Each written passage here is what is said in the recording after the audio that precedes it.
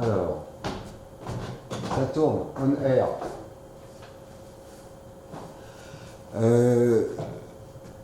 L'Académie a tenu session cet après-midi sur les hernies antérieures. Qu'est-ce qu'une hernie antérieure ou ventrale? Alors une hernie, c'est une déchirure dans la paroi abdominale.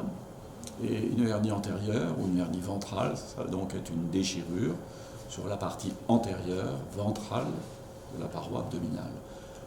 Il y a deux types de déchirures possibles. Il y a des déchirures qui vont être au milieu de la paroi abdominale. On va les appeler hernies ombilicales pour la plupart d'entre elles parce qu'elles siègent au niveau du nombril, ou hernies épigastriques parce qu'elles siègent la plupart du temps au-dessus du nombril, au niveau de la ligne blanche, qui est la ligne de réunion des deux gaines musculaires des grands droits, les tablettes de chocolat, qui sont réunies au milieu par une petite bandelette qui est normalement élastique, qui a pour but d'assouplir la rigidité de la paroi abdominale lorsqu'elle se contracte et qui est susceptible d'avoir des petites zones de déchirure.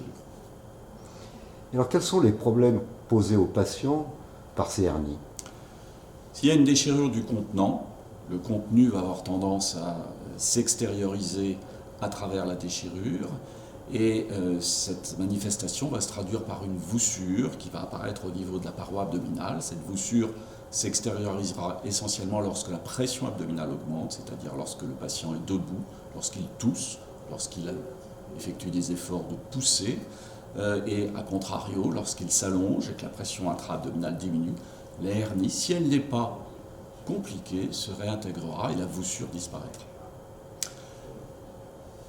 Le risque avec le temps, c'est que cette voussure, qui est en fait le reflet de l'extériorisation du péritoine, le péritoine c'est l'enveloppe des intestins, le risque c'est que cette voussure développe un sac péritonéal de plus en plus important et que dans ce sac, les intestins eux-mêmes s'engouffrent et risquent de se piéger. C'est ce qu'on appelle l'étranglement herniaire, qui se traduit par une occlusion intestinale qu'il faut opérer en urgence, et c'est évidemment le risque évolutif qu'il faut prévenir en traitant la hernie. Alors, quels sont les enjeux pour le chirurgien en traitant ces hernies?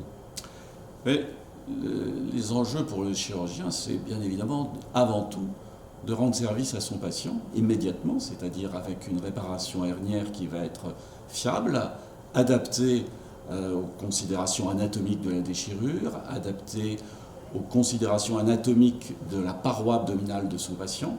Une déchirure sur une paroi fine ne se traitera pas forcément de la même façon qu'une déchirure sur une paroi obèse. Et puis, à côté de cette solidité de la réparation auquel il doit s'attacher, le chirurgien va avoir à cœur également de rendre cette réparation la moins inconfortable et la moins douloureuse possible, que ce soit dans la phase post-opératoire immédiate ou sur le long terme. C'est en ce sens que de nombreuses techniques opératoires ont été imaginées, sont encore en cours de développement, notamment dans le cadre de stratégies mini-invasives qui ont pour but de rendre cet acte le moins agressif possible. Docteur Cossa, merci.